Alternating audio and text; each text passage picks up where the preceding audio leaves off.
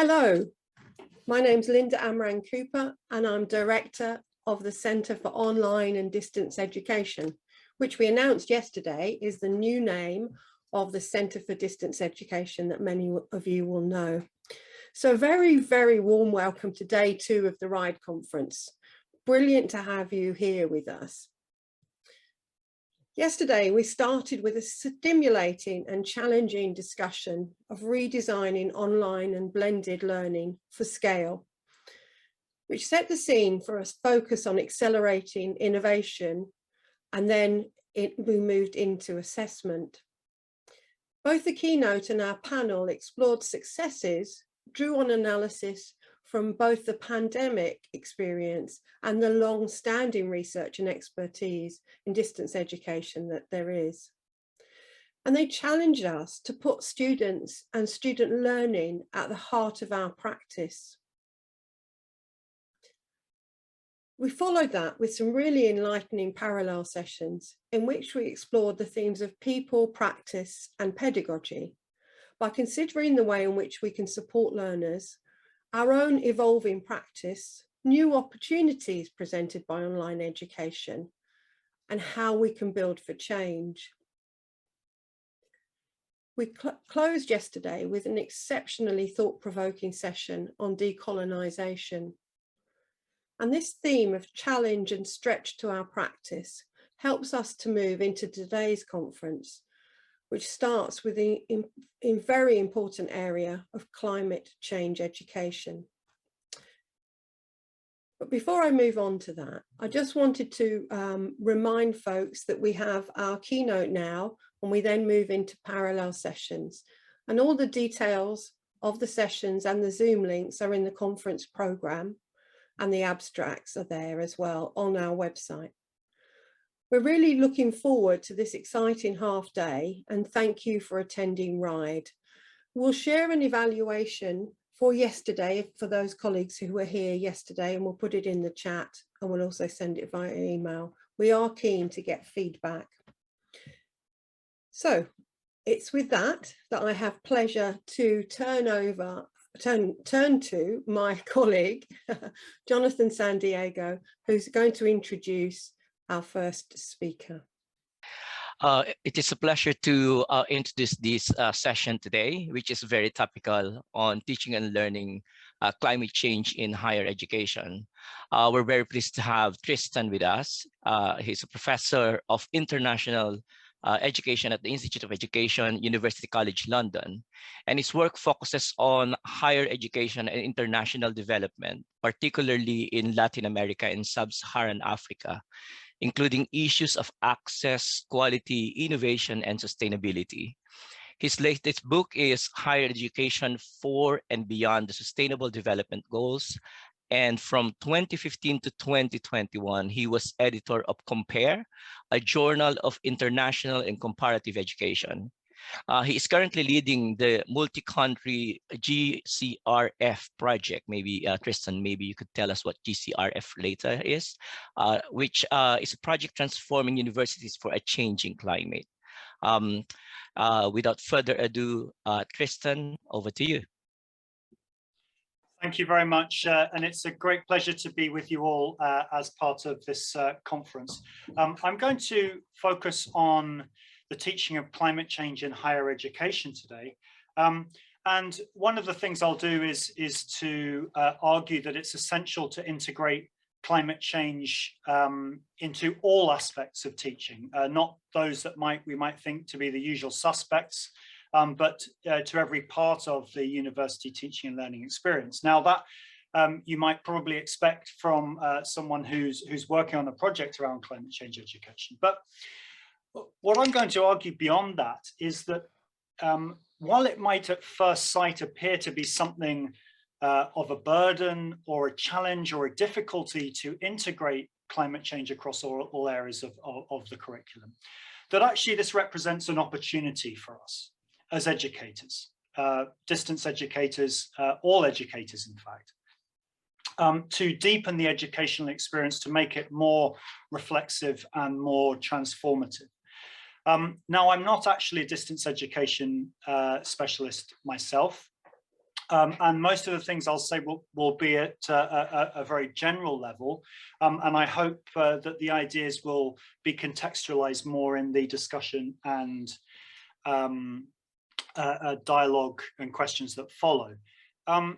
As Jonathan mentioned at the start, I'm leading an international project as part of the Global Challenges Research Fund called Climate U, or Transforming Universities for a Changing Climate. And that's a project that has looks at the entirety of the university experience, not only for students, but also research community engagement, working in what is now 9 different countries. So today I'm only going to talk about one part of that, which is the educational part, climate change education. And this is also a theoretical paper, even though the broader project within which it's located has a number of empirical parts. And another question on another comment on scope before we kick off is that today I'm only going to focus on what we might call classroom teaching, classroom in a figurative sense, not only the literal classroom, but also the symbolic classroom of online interactions as well.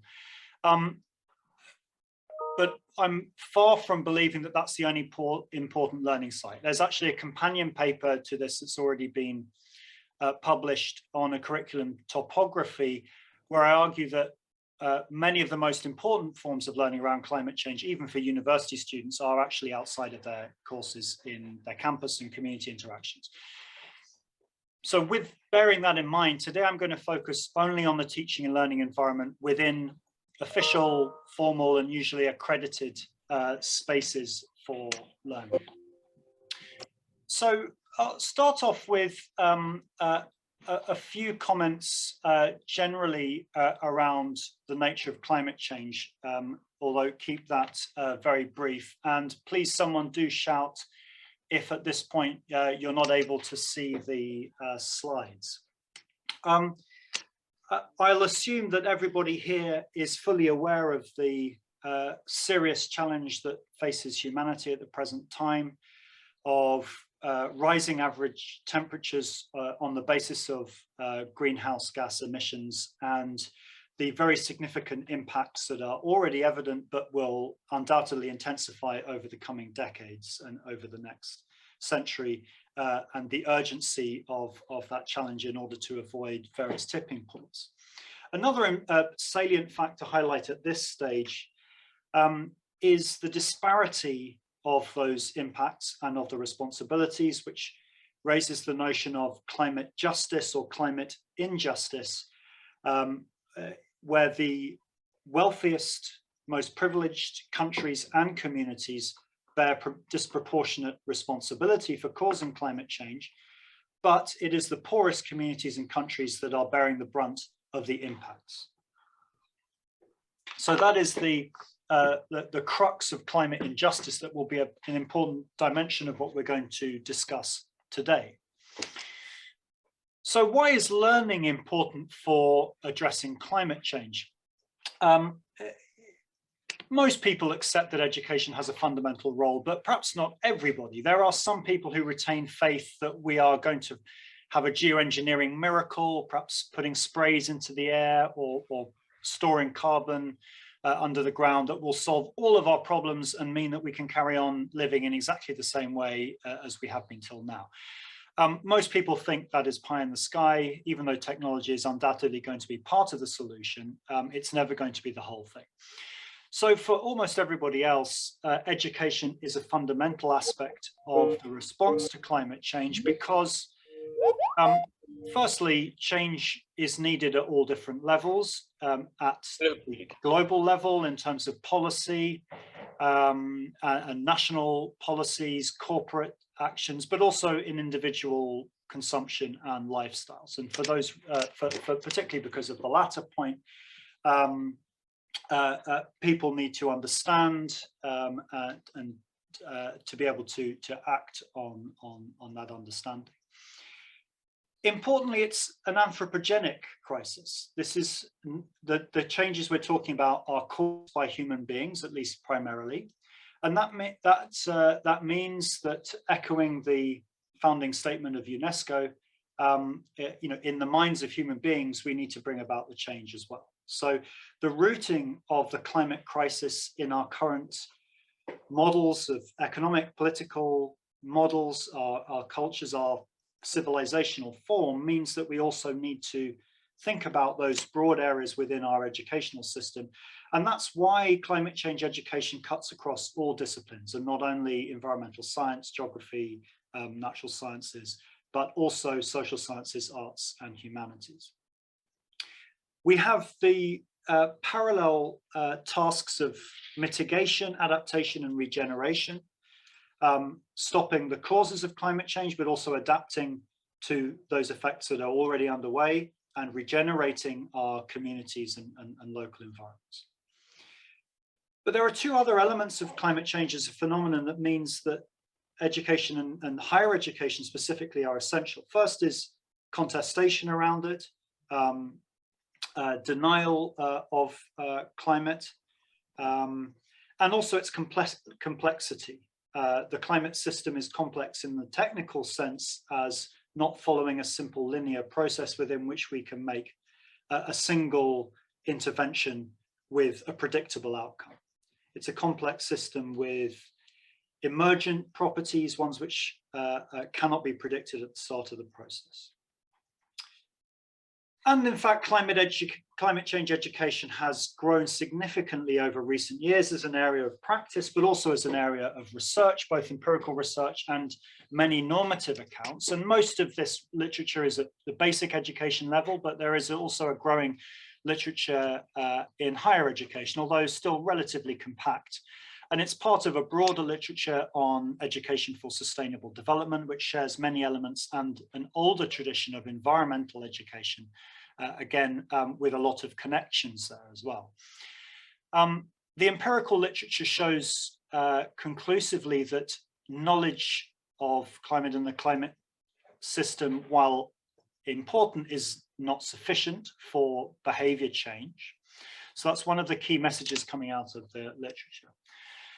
And another area of contestation, particularly in the normative literature, is around introducing political elements to what is very often a technical discussion. All of the declarations on climate include education as one of the components, both general education, but also professional training and adult awareness raising. But it's very often on a technical level, and it doesn't acknowledge the rooting of the climate crisis within our ways of living, in our political and economic models, and the kinds of barriers that there are to change. The most obvious one being the vested interests of the fossil fuel lobby, which has explicitly aimed to disrupt the process of change towards a sustainable future in more crude ways in the past, but in more subtle ways continuing to this day. Nowadays, the strategy is to move from denial to delay. So most companies will accept the existence of climate change, but will try and delay any disruptive change to their own operations and profit making. Other important themes coming out in the literature on climate change are around integrating active elements, experiential learning, and also acknowledging the affective, the importance of emotions. Quite a lot of discussion around anxiety in young people and how to engage directly with this rather than ignoring it, and a number of very innovative approaches emerging, arts-based, psychosocial, and obviously using digital learning as well, engaging with social media and a number of experimental uses of technology as well. So when we come to higher education, the task of integrating climate across the whole curriculum at first appears to be a very significant challenge for educators. The old question of where to fit it in an overcrowded curriculum. Most people probably won't feel they're specialists. Those teaching in universities like to feel comfortable with their material. They're being positioned as experts. Perhaps they don't feel comfortable teaching around climate. As mentioned before, it's a contested issue. this depends very much on the country and the cultural context, how divisive an issue it might be. But in the United States and another country where I work regularly, which is Brazil, it's a highly divisive issue, and it's linked to current conflicts within the political system. So that could cause problems in the classroom as well for educators. Might be seen to be particularly a challenge for people working in particular disciplinary areas, perhaps arts and humanities, where the connections to climate might not feel so readily apparent, although they are always there, but it might need a little bit more searching. And challenges also around how to incorporate the practical element of learning about climate, which is so important, along with a broader concern around the values basis of any debate around climates. Universities have long considered themselves to be places where explicit values should not be promoted. Universities perhaps are arenas within which values are debated, but that there shouldn't be an explicit promotion of a set of values as might be more acceptable in a primary and secondary schools. Of course, this is an issue around which there are many different views, and some people might say those values are inevitable, but it's certainly an area that might make some people feel uncomfortable. But as I said at the start, I want to revert this argument, and while I'm not for a moment belittling any of the concerns that I've just raised about how to integrate climate into teaching, I want to argue that when we do grapple with these challenges and when we do manage to integrate climate into our teaching, this is actually an opportunity for us as educators. It's a driver of positive change in education.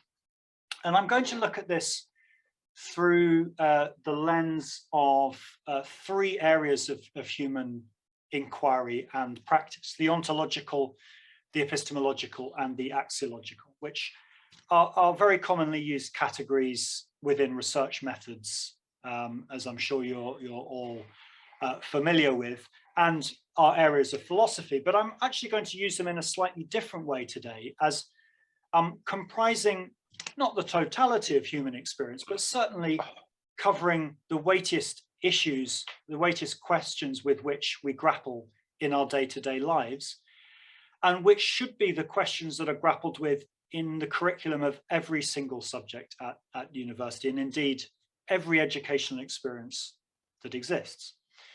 So the ontological relating to being, what's the nature of our being and the existence of the world and the universe within which we live. The epistemological relating to knowledge, the nature of knowledge, how we as humans acquire it, and how we judge what knowledge is valid and not. And finally, the axiological relating to values, what is fair and just, and what constitutes the good life, what is the best way of living one's life and organizing society, and what the limits on those might be.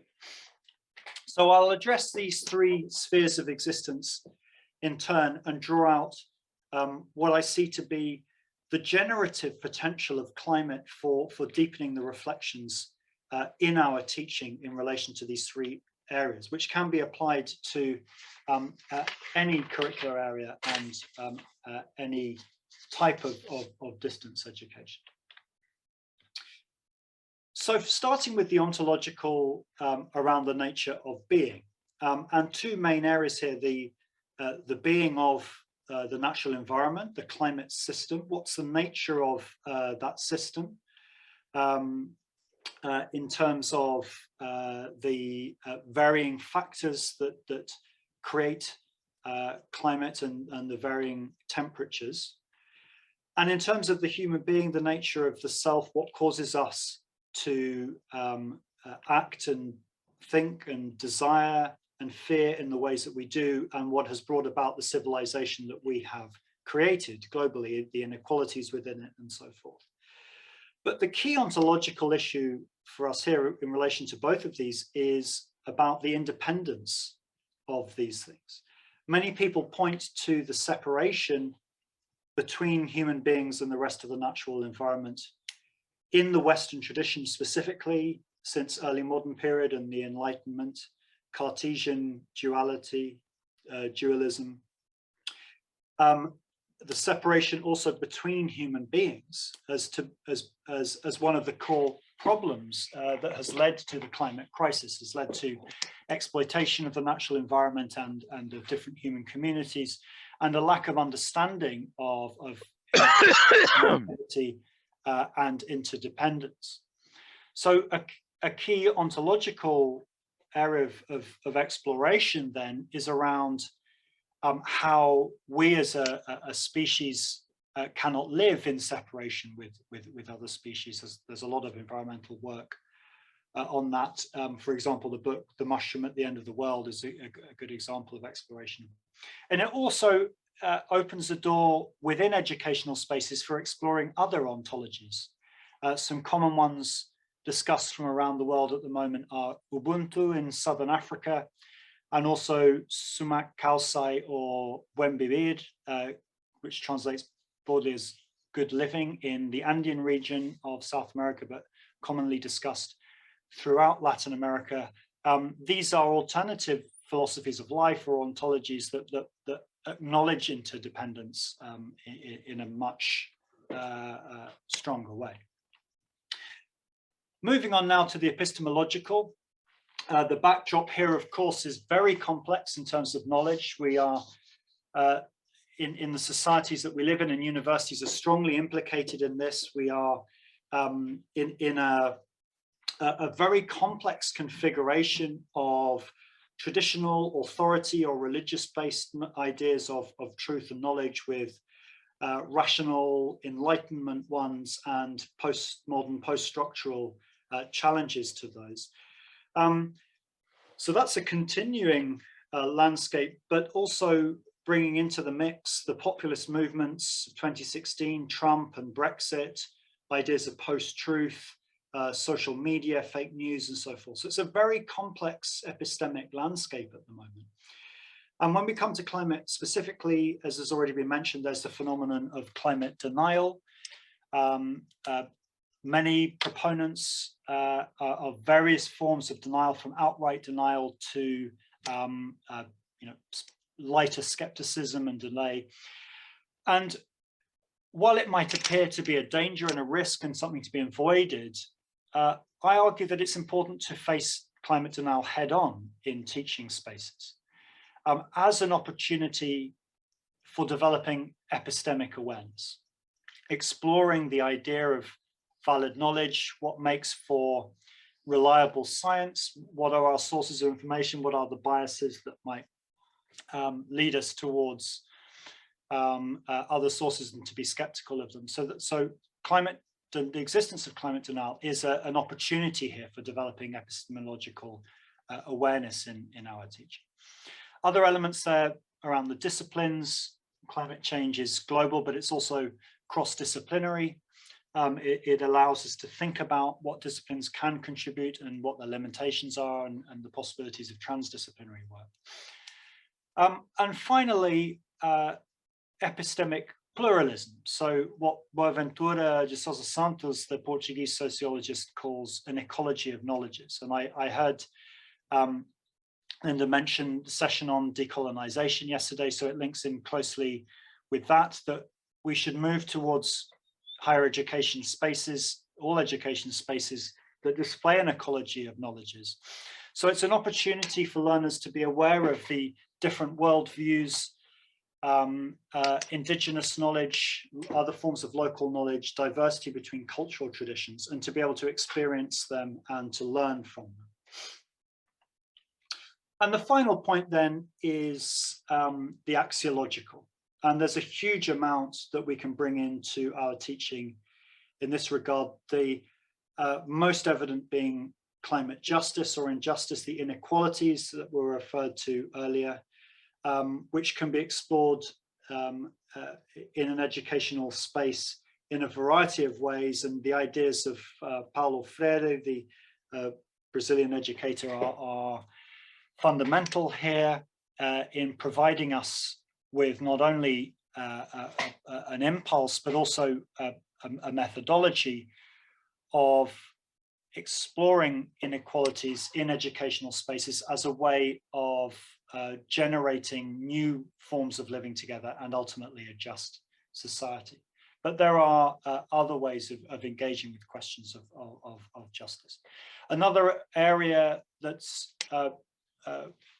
made very evident to us through the issue of climate change are questions of freedom, authority, government, global governance. A lot of the climate denial is rooted in an opposition to big government. To what extent is addressing the climate change going to involve some kind of global coordination or government? What are the limits to the authority of such coordination? If we have no global authority, will we be able to change our lifestyles and our corporate activity on our own? These are important open questions to be considered. And finally, the nature of the good life. Changes in lifestyle involve value judgments about what kinds of lives are best to live. Is a simpler, perhaps less opulent and more natural lifestyle actually preferable than the very wasteful, high consumption lives that we have now? These are also important discussions that are raised by climate. So we have these three areas then, and as I've argued, climate brings these to the forefront and allows us to deepen these discussions. And as will have been clear from the way that these have been treated, despite the urgency of climate, and it's of the utmost urgency, we are in an emergency. That doesn't mean that as educators we are moving into conditioning or campaigning or indoctrination. This is still education, and it has to be, because an unquestioning adoption of a transmissive approach to teaching climate change, while it might bring some superficial behavior change in the short term, is unlikely to be effective in allowing us to address the climate crisis, because it is a changing problem. It's one that displays complexity, and it is also one that involves communication and campaigning and mobilization collectively for justice. So we need these two other principles of critical questioning and of deliberation, complementary features that I believe are central to all educational practice, of encouraging learners to question their assumptions, to search for alternatives and to assess the basis of what they believe, the foundations of critical thinking, and more political versions of that through critical pedagogy, and also deliberation, the sharing of those ideas with others, possibly in a face-to-face setting, but also in an online settings, in virtual fora and through writing, deliberation through all different forms of communication in the context of distance education, of course, and being able to understand and listen respectfully to the views of others and to revise one's own views. So questioning and deliberation as approaches to all of these topics. And through climate, we generate a kind of a virtuous cycle where while these are prior values that we bring to the teaching of this issue, they are also enhanced by the material of climate change, which forces us to question our own assumptions and to deliberate, because it's such a multifaceted and challenging issue. And I'll finish off just by showing this well-known cartoon, which shows two delegates at a climate conference, and one turns to the other and asks, what if it's a big hoax and we create a better world for nothing? And what this cartoon is alerting us to is that actually, in some ways, it's irrelevant whether, even if the science is incorrect and the whole thing is made up, there are still so many reasons for doing the things that we need to do to address climate change: reductions of fossil fuel use, reforestation, the whole host of measures that we need to take are good for us anyway, because they improve our local environments, they create a more a sustainable world in terms of use of resources, health, and so forth. We can apply this same logic to education. And I think this is my main point, and where I would like to finish today, is that the kinds of questions that we need to engage in by bringing climate change, and this counts for sustainability issues more broadly and environmental issues. What we gain from bringing these complex environmental, social and political questions into the curriculum and dealing with them head on across all disciplines is what we would like to be doing anyway. And that is providing a rigorous, challenging curriculum that is causing learners to reflect deeply on themselves as individuals, on humanity, the civilization that we have created, and our relationship with the natural world. And that is quite simply a good education, regardless of the challenge of climate change. Thank you very much. Tristan, a huge thank you. Apologies to everyone on the Zoom chat this morning. I had some major technical issues. I'm Craig O'Callaghan. I'm the Managing Director of World One. It is my great pleasure to co-chair the session with Jonathan this morning. I think it's fair to say that was an extremely thought-provoking presentation by Tristan. Raised a lot of fundamental important questions, and it's an innovative subject in that it's not often discussed how climate change can be embedded across curriculum, across many disciplines. It's not an automatic thing that academics would think about. And I think Tristan has pointed many directions of how that can and should be introduced into our curriculum, and understanding how the education of climate can be a force for change across many disciplines. So a huge thank you to Tristan for a really, really thought-provoking, I think a great way to start the second day of the conference. So obviously we've got an opportunity to have questions. You can post questions either in the chat or the Q&A. Jonathan and myself will move between the two to try and ensure we cover off all of the questions that have been asked and answered. So just looking at the chat to start with, Linda's posted a very interesting question. Question is such: if we need a global governance system to manage the response to climate change, how do we ensure that this is an equitable, accessible, and decolonized governance system? Tristan, do you want to respond to that one? An interesting question is over from Linda. Well, I suppose,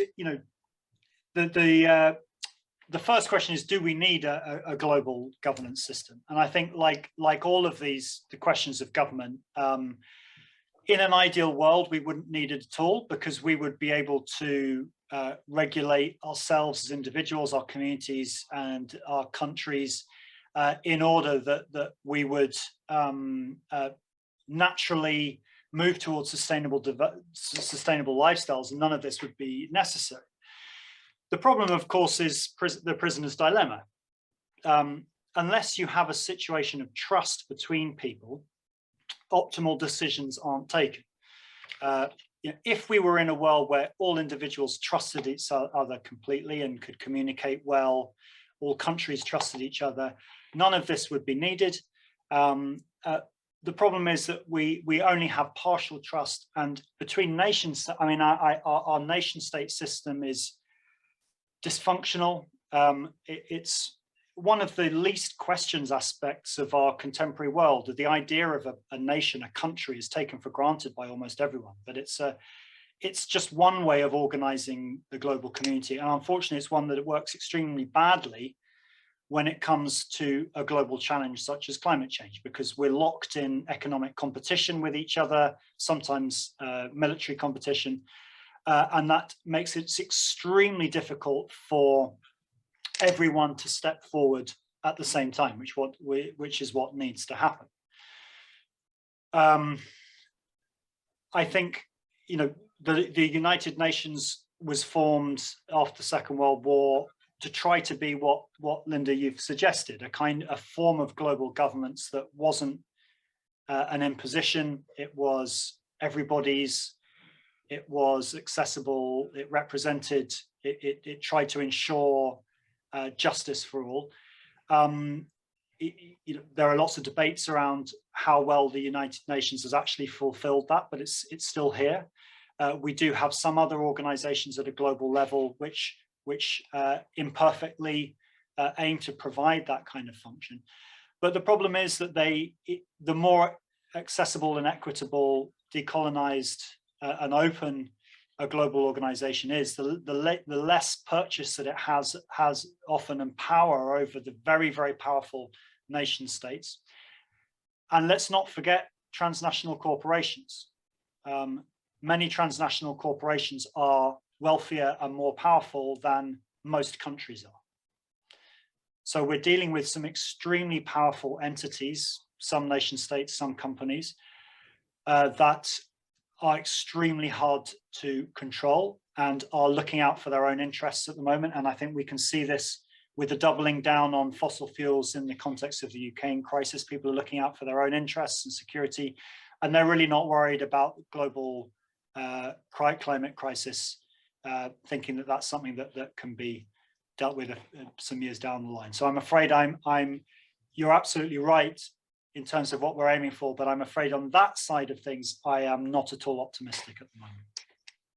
Thank you, Tristan. Well, this has raised an interesting point here, and it's an open question for anyone on the presentation this morning. Is good to post ideas for anyone on what work is currently being undertaken in university on curriculum change for climate already being embedded. It'd be useful to obviously for people to share any of their current experiences, what they know about their own institutions, about what's going on there. Please post that either into the chat, will be good, so we can actually get a broader sense of that. Another question's come in from an anonymous attendee, and the question is, it can be argued that online and distance education promotes environmental sustainability, but is it the best approach to undergraduate education? I take that question to be more about, I'm not sure that's actually directly related to environmental sustainability. Is online the best way to educate students? Again, a very interesting topic. I don't know if anyone's got a very brief approach to that. Tristan or Linda, you might want to come in on that question as well.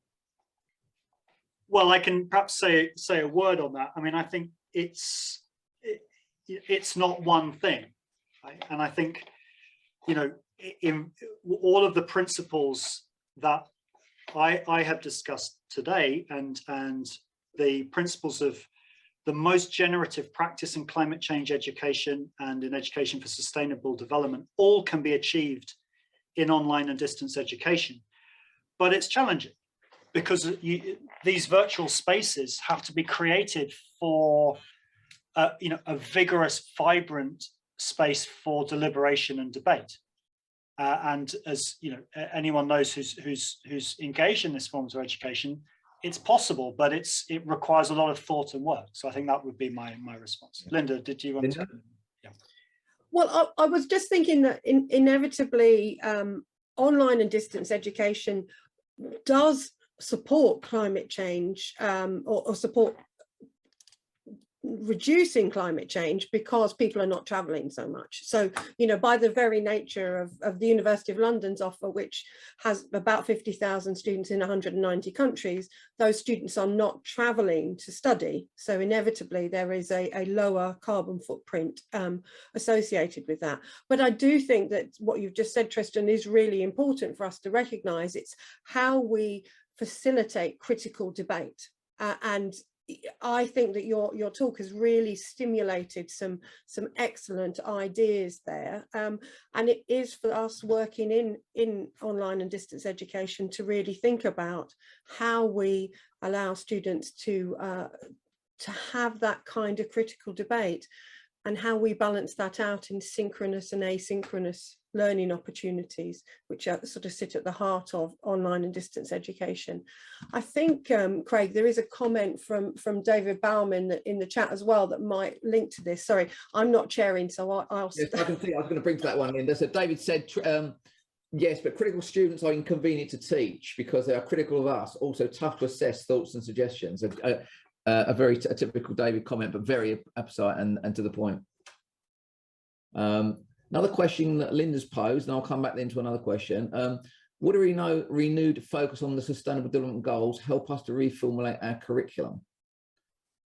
Yeah, I mean, the SDGs have a huge amount of emphasis nowadays in universities and across education generally. It does depend a little bit on the country context, and some regions they're much more commonly used than others. So Latin America, where I do some work, they have a bit less attention, more attention in Africa, and universities in the UK and US are starting to think more and more about the SDGs, partly because being a framework of 17 goals with a set of targets, it's something concrete that you can get your hands onto and good for mapping and so forth. So there's a lot of work around mapping universities' activity, including the curriculum, in relation to the 17 goals. So there's a lot more attention on the SDGs. I mean, we're actually halfway through the program now, but 2015 to 2030.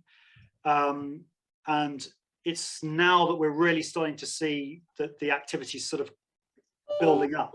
And quite soon we're going to have to be thinking about what comes after the SDGs. I think my position generally on the SDGs is that we need to use them, but not assume that they are going to do everything and that they are the final word or a perfect frame. I think the SDGs are an excellent global agreement. It's very hard to get 200 countries signing up to something. And they're quite demanding in some areas. I mean, one of the really good things about the SDGs compared to the previous Millennium Development Goals is that they are for all countries, not the so-called developing countries, but wealthy countries as well. They're quite demanding in terms of the environment. There's a little bit on equality there as well, which is good, and on partnership. And so they're a really good set of goals, but they're not perfect. They are quite accepting of the current global economic order, which in my personal view and many other people's view is not actually going to be able to lead us out of this crisis. We need a more fundamental challenge to the way that we organize production and consumption globally if we're really going to get all of this under control. And I think the SDGs are a little bit too weak in that regard. There are some other issues around there's little attention to culture and identity in there as well, which is another really important, when we're thinking about developments, another really important aspect of what the way people really live their lives. And I think that's another area. So there are a few question marks around the SDGs. So I think we need to go beyond the SDGs, but they are an important provisional tool for us to use. Tristan, I just want to raise a point made by a nurse lecturer in the chat, that they battle with around the equipment and resources they generate to allow for simulation and clinical skills. And I myself is working in dentistry. And these are things that some of the practical aspects that could be integrated into curriculum, but obviously they use particular materials that sometimes contribute to these issues. Do you have any thoughts on that? It's only understanding and sympathy, really. I think it's an incredibly difficult question. And the health system as a whole is a huge producer of waste and energy use and all sorts of other things. But of course, it's doing it in a good cause because all of us want to be healthy. And what we've learned over centuries around how people stay healthy is that a lot of these measures are around, actually ensuring that we can avoid infection and all sorts of other things. So it's a really, really difficult question because you're looking at trade-offs between immediate impacts that are very visible and good practices that relate to particular professions, alongside a longer-term concern for humanity around both plastic and other kinds of pollution and contribution of greenhouse gases to the climate crisis. So it is a really, really difficult question. You can see similar dilemmas in other fields of practice as well, but I think health is a really prominent example. And I think the only way out of it really is that you within a particular pocket of the dilemma, you can't resolve it. Okay, so we can't decide between health and climate, of course, because we need to do them both. So I think we need to have another way of thinking, which includes all of those different sectors simultaneously, and to try and understand how we can coordinate so that we do enough to maintain all of the different spheres of our interest in our lives, which includes health and security and various other agriculture. Of course, we've got to feed ourselves, but we know that agriculture is one of the primary causes of climate change through methane and carbon. How can we coordinate all of these things so that we can maintain ourselves? And it is possible to support 10 billion. I mean, it would be much easier with fewer people, but it is possible to support 10 billion people on this planet to survive and not to increase the amount of carbon in the atmosphere. But it's a big challenge, and we need to look across all of our spheres of activity simultaneously. And I think that's why it's a very complex issue and why education is so important. Couple more questions. And Tim, Tristan, you spoke about climate anxiety among students. How do we ensure that we're not just feeding this anxiety, but rather empowering students to develop solutions to tackle the challenge? This is a difficult one because individually we're all quite different in this, I think. And having a collective, you know, if we had an individualized educational offering, we could tailor this, because people need different things. Some people are not anxious enough, to be honest. You know, some people you wish they would be a bit more anxious because they really have no interest or concern about the fact that doom is facing our species in a few decades down the line. For other people, and there is an age thing here, and most of the research points to younger generations, there is a real understanding of these issues. It has a very strong impact on the person, and it can be a debilitating impact because the anxiety can be overwhelming and lead to a what the hell attitude sometimes, or a kind of inertia. So it's very hard to deal with collectively. But there is some important work out there about how to engage constructively with the way that people are feeling, and to convert the more debilitating kinds of fear of the future to empowering ones. And I think the most important thing is to, I mean, this is a very obvious point, but it's important to talk about the impending destruction, but also the things that are already happening to bring change. And regeneration is a really important topic of discussion. You know, environments do regenerate, and we've got historical experience of this. And communities regenerate themselves. So I think we need to work in the educational setting also with positive examples of what works. So people can analyze, not just in a feel-good way, people can analyze them and see, well, what has led this community to be able to transform what they're doing?